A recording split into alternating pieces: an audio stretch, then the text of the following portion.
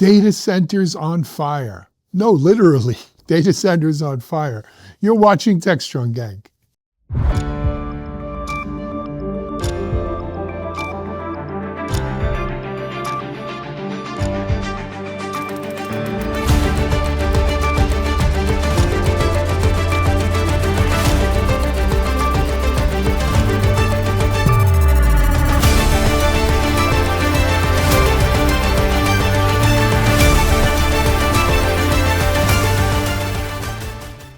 Hey everyone, happy Wednesday. Welcome to our Techstrong Gang show for Hump Day.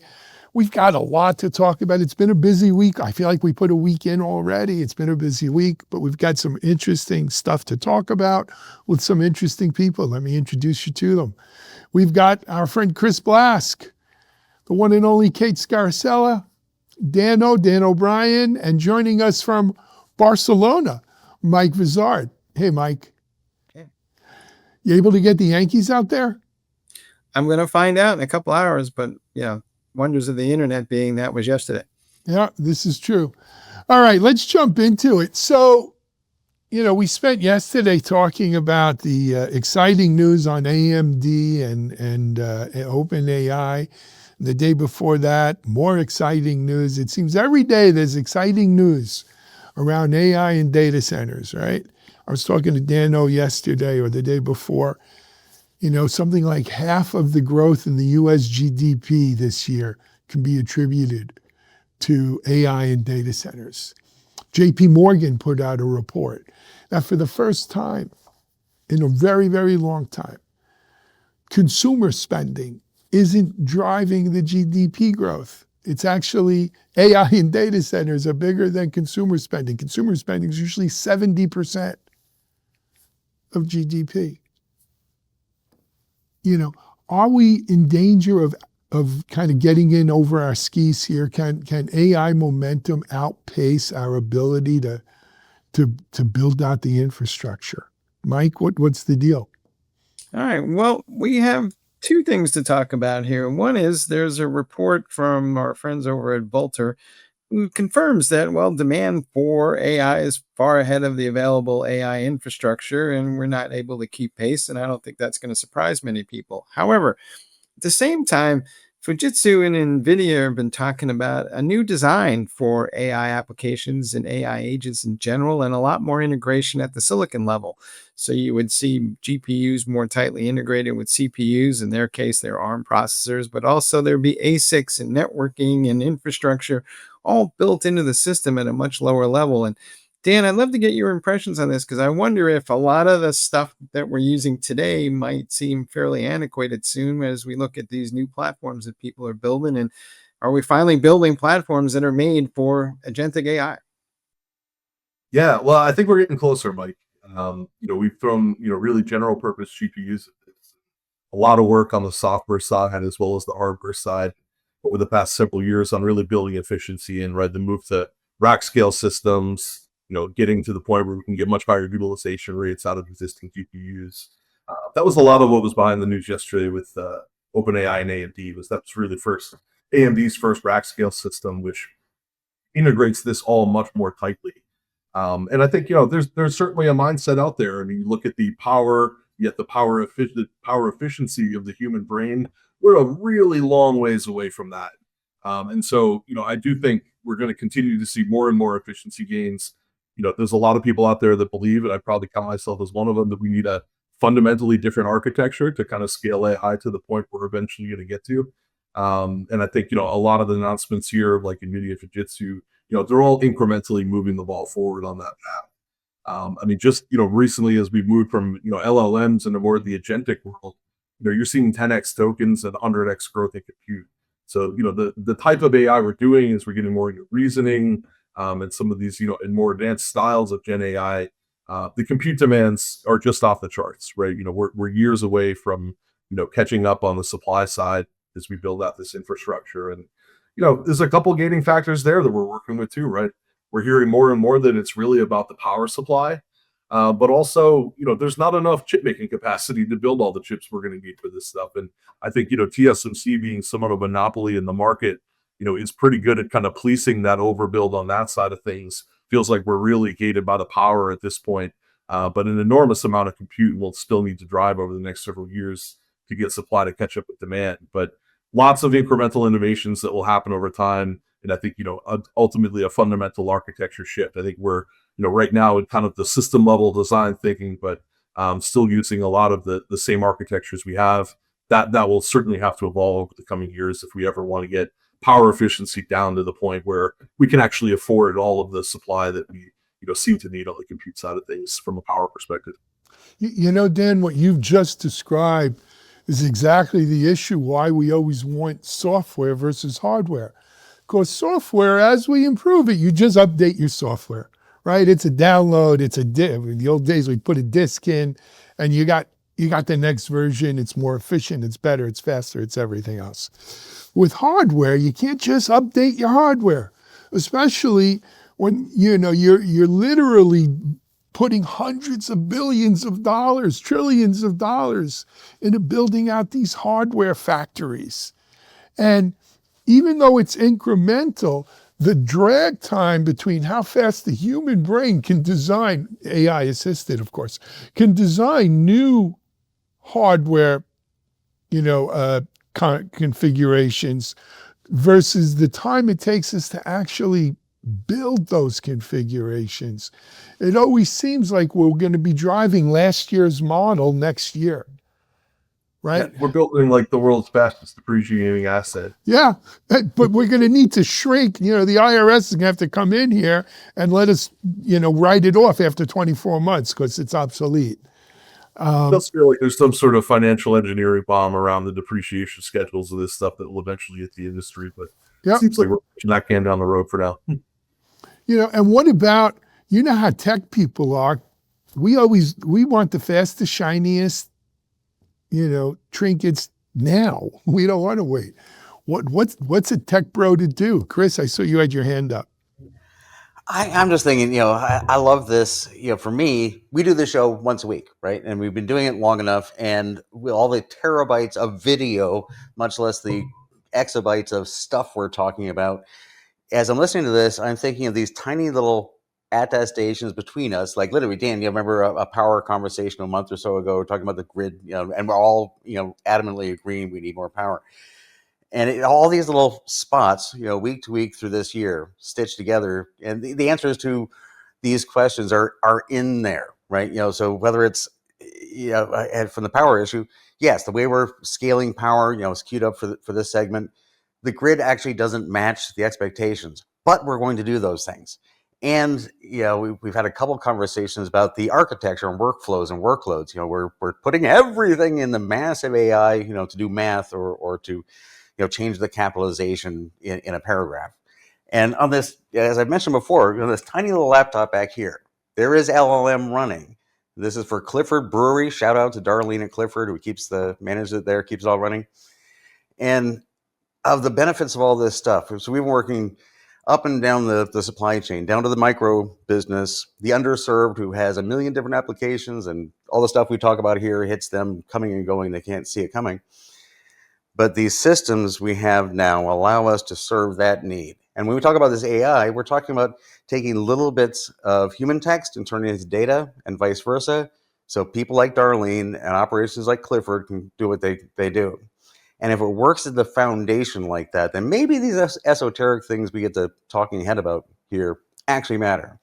Because the physical grid is not moving faster than, like you said, Alan, designing things physically implement. These are huge, long projects. A lot of the trajectories that we're predicting, living, experiencing right now don't match those. What are we going to do? Maybe some of the things we've talked about in the show are right. We'll spread it out. We'll get more intelligent, and we'll do all these things because, we're embedding AI in everything. The benefits are too huge. So something that we've talked about, though, on this show has been the idea that we are building for tomorrow on yesterday's thought, on yesterday's architecture, right? And Dan, you've talked about that a lot, about the architecture. AI is sprinting on a runway we haven't finished paving. And I think with that being stated, I do think the architecture is changing. I think it will actually become more distributed. for a lot of different reasons from a sovereign perspective, right? Having, to have agency over, geopolitical or our data, right?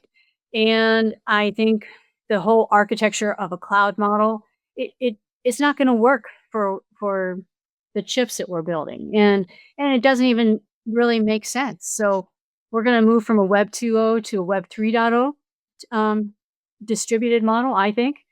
And yeah, I mean, and it will make us more resilient and everything. Again, I think we're building on. It's almost like we really have to start thinking differently, and we're not there yet. I think we're prepared to do it. So So, Kate, follow up that thought for a second, if you would. Do I, as a developer, let's say I'm building some sort of agentic AI app and I'm starting it now, do I assume a level of compute capability that might be available a year and a half from now, or do I kind of not trust that and I just go with what I know? I personally would go with the chips that we're not sure what because we're not utilizing them. That we know for sure. We're not utilizing those chips to their fullest, and I would go for it. I think the one who goes for it is the one who's going to win. Oh, I was just going to say, to me, the long pole in the tent here feels like power. The total capacity and the location of it, and to me, that's ultimately going to drive the constraint-based thinking across the industry.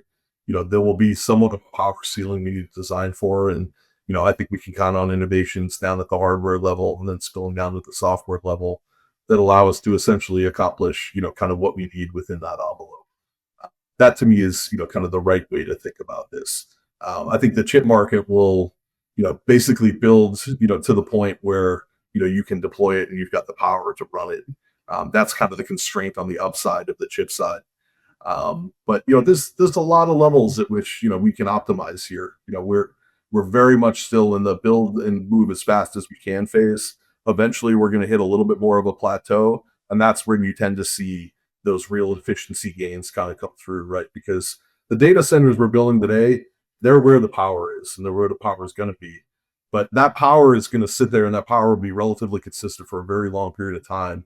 Ultimately, like tens of generations of chips will probably come through those data centers. And, think about the amount of compute you're going to be able to get out of that data center 10 years from now with that same power envelope versus the, amount of compute you're able to get out of it today.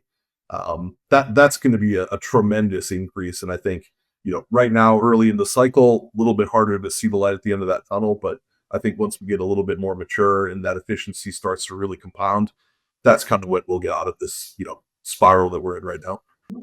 And all of this because now we finally can. I like looking for patterns that have always been there. They're sort of inevitable to fill in, and then whether it's cybersecurity, the internet writ large. I mean, Kate, you touched on one of the key things, and when you said that, the resonance, like literally, Darlene, again, I told you this one, right? Data sovereignty, because to date, I mean, if you're most companies, much less small companies, heaven help you, the millions, tens of millions of micro businesses, your data is out there with somebody else, but it doesn't have to be.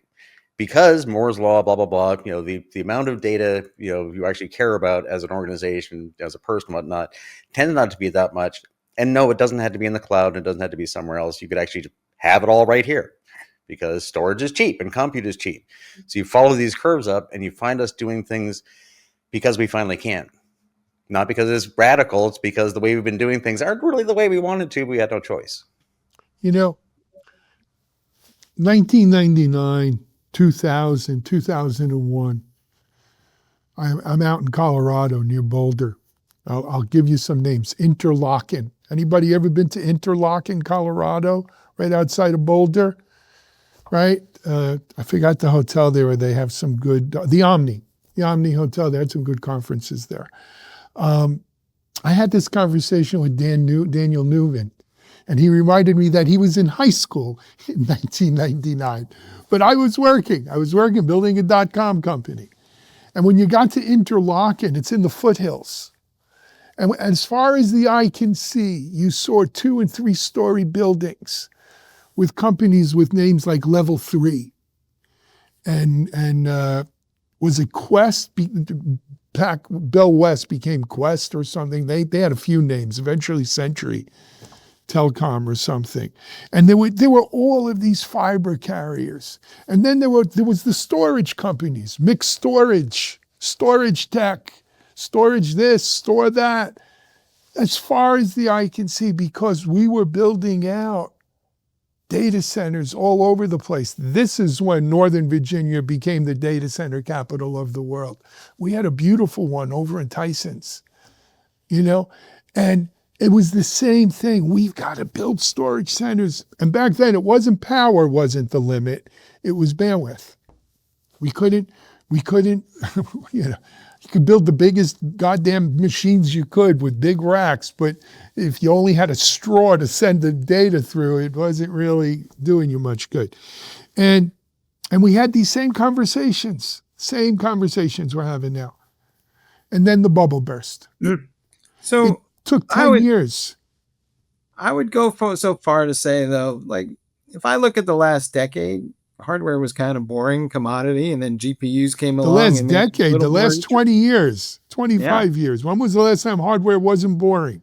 But I'm surmising, or at least postulating, that hardware might be cool again. And as I look forward to see what people are starting working on, and all these engineering things that people are talking about, for example, what Fujitsu was saying, that stuff's all going to be crucial. So I don't know, Dan, hardware cool again or what?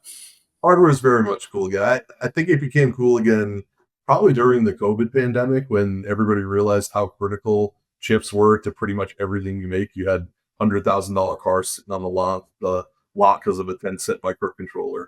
And I think it's become more mainstream, ever since. But I think you're right, Mike. There's a ton of innovation happening, right? Whether it's some of the other instruction sets like RISC-V, new IP out there on the compute side. You've got in-memory compute. You've got analog AI techniques, which use extremely low power relative to the type of stuff we're seeing today. There's a lot of innovation that's been incubating during this, unsexy period for hardware, and I think it's going to have its day sometime in the next decade or so. All right, I was just going for cool there. I didn't go all the way to sexy, but okay.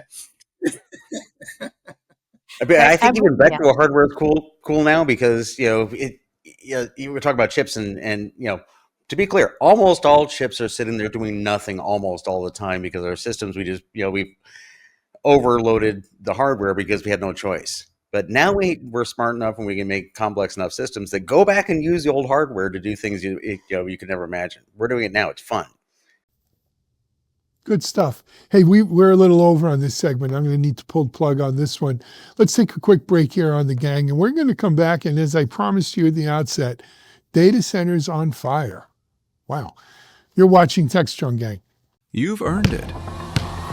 The spotlight, the responsibility, the weight of teams, companies, and entire industries fall on your shoulders. Lives depend on your decisions, your home life included. At work, you're protected, physically and digitally. Nothing gets through your team without a fight.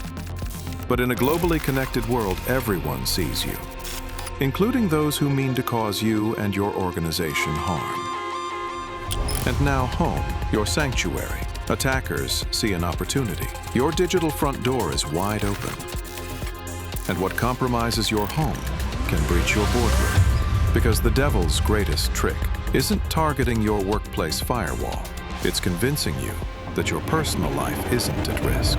Black Cloak. Digital executive protection, defending the new attack surface. Your personal life. Hey folks, we're back, and yes, as Alan alluded to, we're having an issue with fires in data centers. It turns out that there are lithium batteries that tend to blow up and systems get overheated, and well, maybe the most important thing that any AI company can do is make sure there's a firehouse nearby. But Chris, does any of this kind of surprise you, and are we going to see any more of this stuff before maybe it gets better? I don't know. The metaphor kind of writes itself. AI just doesn't burn cash and carbon anymore. It'll burn your actual racks. It comes, as we said in the last segment, it comes back to these issues we keep talking about. The demand is real. And the demand is real. The market and cash will land, and market and cash lands. Heck, we'll build things. And is the infrastructure all together? We're sort of, well, Al, my boating experience. Like, let's build boats while you're sailing them and so on and so forth, see what happens. That's what we're doing. So yeah, sometimes things are going to burn down, right? When your ambition is melting your racks, right? That's just, hubris with a warranty. But Hubris with yeah, a warranty. nothing particularly surprising here. Look at it as indicators, right? As a individual, fire event is always a bad thing. But looking nationally, globally, we're building 8 billion of these. Some of them pop because, heck, there's no infrastructure there, and we didn't think this through very well. Maybe there's steering lessons. How many of you have actually managed a data center? Or I worked for a company managing data center. So I have too. Some of my funnest times was checking out the fire systems, right? The fire suppression systems. What's the stuff they use? It's not, it takes the oxygen out of the room. It's a chemical. Halon, right? I thought it was halocon. It's halon. I thought we licked this problem already. Apparently not, because I think part of the issue is the lithium batteries that are being put into the backup systems are at the core of the issue, I think, Dan. Yeah. No, I think you're right, Mike. It's the batteries. We've introduced these, really, really difficult and severe devices in as part of the backup storage here. And the big takeaway for me is, fire safety comes in. It's an architectural decision when you build a data center. You don't plan for a fire by having, brave souls show up on a truck. Like, this is truly built into the design, right? Compartmentalizing, keeping servers further away from batteries, having fireproof barriers between them. It's really built into the industrial controls of the data center itself. But beyond just the prevention of fires for all of the risk it poses to health and human safety and all that, like, the economic impact of these things going down is tremendous. I mean, it reminds me of similarly when a semiconductor fab goes, as a fire and goes offline. I mean, it's hundreds of millions, billions, maybe tens of billions of dollars in lost opportunity for these things to come off, right? I mean, what Jensen's quantified, a gigawatt data center is, roughly equivalent to like, $50 billion in value, in terms of, the amount of compute capacity you can sell out of it. These things coming offline is not only going to be really economically damaging, but, a lot of mission critical, critical services for, our economy and our society are going to be running in these things. And if you add a massive data center come offline, that's going to ripple through and it impact everyday people at a certain level. So I think it's definitely a topic that we got to take seriously. And, the right time to think about this stuff is when we're pouring the concrete and doing the building, because it truly does have to come down to an architectural decision to make these things as safe as possible. And you bring up a good point, Dan, and that is, it's actually the potential of costing lives becomes a part of this equation as well, and something that we do need to take seriously. I mean, is it time to update the fire codes? This is not a new problem that we've dealt with in societal levels. The same way after Hurricane Andrew, they changed the building codes down here in South Florida, or in Florida in general. Maybe we need to relook at the fire regs. And Dan, to your point, what do you need to get a C of O, certificate of occupancy, to get an approval here? What fire suppression systems do you have? What architectural decisions do you have?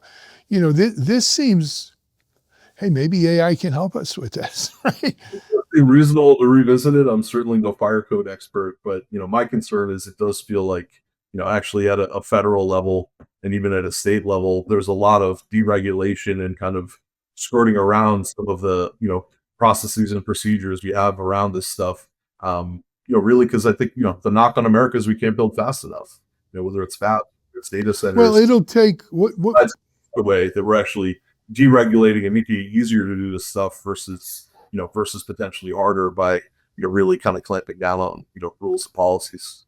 What was the fire where the women burned in the garment district in Chicago? There was the linen factory in New York, right? No, but there's a name. I don't remember the name, but it took the Triangle Shirt Factory. The Triangle Shirt Factory. Correct, Mike. It takes one of those, and then people will, Dan, they'll say, okay, maybe we shouldn't cut those corners. Maybe we should take that stuff seriously. Unfortunately, it may take a tragedy like that. So a lot of the guys I grew up with are firemen, and they frequently remind me, they say, Mike, when your house is on fire, we're not coming to save your house. We're coming to save your neighbor's house because your house is already toast. The data center is pretty much the same thing. I mean, they're just going to come there and try to contain it, but I don't think they're there to save it. I think if you're relying on the firemen, it's too late. I think you've got to design for fire, if you will. So Right? last Wednesday, I was on the at Sector, the Black Hat Canada event. Shout out, Jamie Arlen was moderating the fail panel, and I got to be the old person on it, right? With two younger folks. And Jamie had brought props for us. I got to hold the 1989 9.5-inch floppy that had the industrial control system, Dan, from the Orenville water system back in 1989. And the folks next to me had a CD-ROM and a 5 1/4 and a 3.5. And we talked about are we getting better? The classic. I think it's been 19 years I've been running this fail panel, right? So it's literally long enough itself to be an example of what we're talking about. And I guess the point that I was trying to make there is the same one I can generally make here, and because we're moving along a path. We're at this point. This is not new. Everything from, I think everybody here, said parts of this in this segment. We've been down this path before. We're having a lot of things catch on fire. What do we know about fires? Back in '89, when that diskette was around, I worked in South Carolina at a data general VAR, and we actually had the raised floor and the Halon system. And we kind of forgot about that. And but it's not that we need to reinvent the wheel.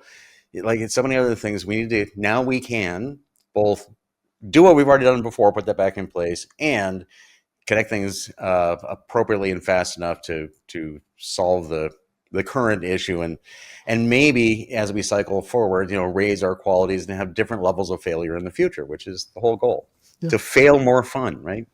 But just not the same way over and over again. I was when we introduced the small modular nuclear reactors to power these things. Like we've also talked a lot about that, but it's something. What could go wrong there? Things always go wrong. But here's the I don't want to use the word irony, but it's ironic. It's not a question of could we design them safer. Of course we could design them safer.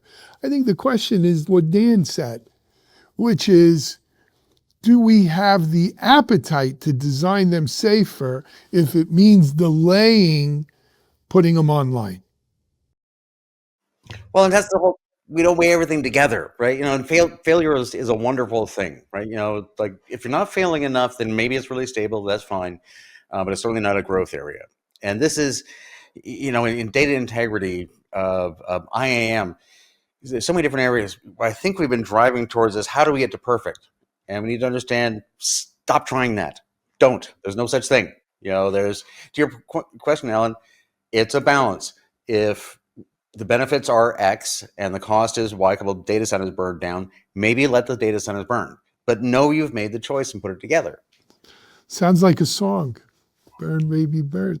Yeah, that's what I was thinking. I was like, okay, somebody who paid for that data center is gone. When that data center is tens of billions of dollars. Well, anyway, hey, you know what? This is going to be, I think, an issue we're going to see, unfortunately, until something bad happens, and it's what my mom used to say, funny till someone loses an eye or something, right? Mm-hmm. And that's what you got with that. Let's take a break though on this one. We're going to come back and let's turn over to managed insecurity. Discover Techstrong Group, the epicenter of tech innovation. We're your go-to for reaching IT leaders and practitioners worldwide. Our secret? Impactful content that sparks awareness, engagement, and top-quality leads. With us, you'll access editorial websites, streaming videos, virtual events, custom content, analyst research, and more. Join our satisfied clients. Let's revolutionize your tech journey. Contact us today and tell your story to the world in the most powerful way with Techstrong Group. Hey folks, we're back and we're talking about, the number of instances involving security breaches that get traced back to some sort of third-party provider of an IT service or security itself seems to keep climbing, and folks are getting a little bit worried about that. But there's a converse to this argument. Some folks would say that the providers of those services know more about security than the folks who run the internal IT systems, so you're better off relying more on those folks. But Alan, I know you put a post together over on Digital CXO talking about this in terms of the risk and how we should be thinking about this. But where do you fall in this debate? Because it kind of sounds like you're saying don't rely on the third party. So look, Kate, Chris, I'm sure you guys are going to have a lot of thoughts on this one as well. And remember, this wasn't on Security Boulevard. This is at Digital CXO because it's a leadership discussion. Of course, you're going to rely on a third party. Security's too damn hard, right? Except for a handful of companies, maybe the Fortune 50, maybe not even all of the Fortune 50. Security is too hard to do by yourself. Almost by definition, you're going to have third party providers helping you. We live in a cloud world where we have, by definition, ceded some of our capability for security to the cloud providers because they control the stack. But the real point of my article is whether you are outsourcing. Taylor, I'm hearing an echo. The real point of my article is whether you are outsourcing your security or sharing it with a cloud provider or some third-party MSSP or an AC provider who you give access to your network, as in the case, I think it was a Target, right, that led to the Target breach. You can outsource the work, you can't outsource the responsibility. When the stuff hits the fan and your customers are impacted, they don't want to hear it was one of our partners. They don't want to hear it was a third party. It's not our fault. The buck stops on your desk. And so you got to remember that whenever you bring in a third party who is in any way remotely responsible for your security posture, for your compliance. I'm not saying don't do it, but you've got to be thoughtful and kind of follow best practices and making sure those third parties are doing what you think they should be doing and what you feel is reasonable and managing that risk. Because when the music stops and you don't have a chair, you're the one in trouble. You can outsource operations, but not accountability. And if you think about, hey, we lived in Florida for 20 years. I'm sure, Chris and Alan, you remember the deep water oil issue. And it was, BP, but, who were they blaming? They were blaming Halliburton and Transocean. But at the end of the day, it came back to BP. So we see that over and over again, right? That, it's going to go to the brand at the end of the day. And we see that. Absolutely. So. I am going to bring the late great Admiral Amazing Grace Hopper into this, because she was a real admiral. And for those of you who don't know the name, read a book. But she in the Smithsonian, there's a log book with a beetle taped into it, that was caught in a relay in a computer. And she said, found bug. So if you talk about bugs, Amazing Grace. And she's famous for having all sorts of great sayings. One I've always loved as a sailor myself is, sail, a ship in port is safe, but that's not what ships are for. Sail out to sea and do new things. And to be clear, she's not just, that's an analogy. She's an admiral. And as I was building the Twains, my two silly solar power boats, and sailing them up from the Keys to St. Augustine, I remember explaining this to some of the Coast Guard folks in the water. To be clear, my lifeboat is another boat, and both lifeboats have lifeboats, right? So, you guys may have to come get me someday, but to be clear, I'll just be standing here. I'm not going to be swept out to sea. And the nice thing about that sort of thing is what Grace Hopper was meaning is that take responsibility. And there's nothing else after that. There's not take responsibility. Just take responsibility. And then whatever happens, you're responsible for. So, whether you're literally sailing out to sea or whether you're, building an oil rig, deep horizon, right, Kate, or running a data center or anything else. It's your responsibility. So you can outsource your cybersecurity. Alan, your intro is exactly right. It's all very complicated stuff. You shouldn't be doing it unless you're a security company. But if that is your one link, if you decide to have one fragile link, again, have a lifeboat, have a second boat, have a second lifeboat. It depends. But you've decided to have one brittle link, and that's your choice. So, Chris, I hear redundancy in 5 nines. Yeah, redundancy to your redundancy. Well, when it's life critical, right? I Backup literally to a backup. I love it. Yeah. right. At worst case on those boats, I'll be in there in the ocean with an anchor, floating, but the storm passes and I'm still there, right? So yeah, you got to think this all the way through. It's your fault, period. I want to think a little different approach here. Right? I think what we're ultimately saying is you can't outsource the business impact, right? Ultimately, something goes wrong, it's your business that will get impact. Everything in between is just the blame game, right? And whether you have security totally inside, how many CEOs have survived an incident by throwing their CISO under the bus, right?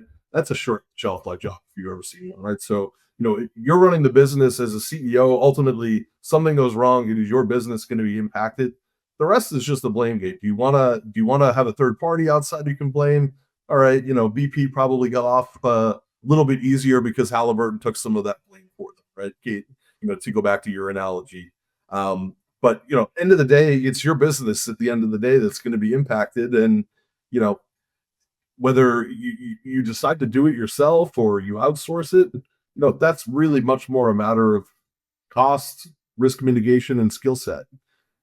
The term outsourcing is getting more nuanced, though, because what a lot of the folks are doing these days is they're calling them co-managed services, and it's a better blend of an external service provider and an internal team. So everybody's kind of got skin in the game, but it's not like I'm dumping all of it onto one provider and hoping for the best. I think that's going to be the better approach. And frankly, it's taken a long time to get there, much to my amazement.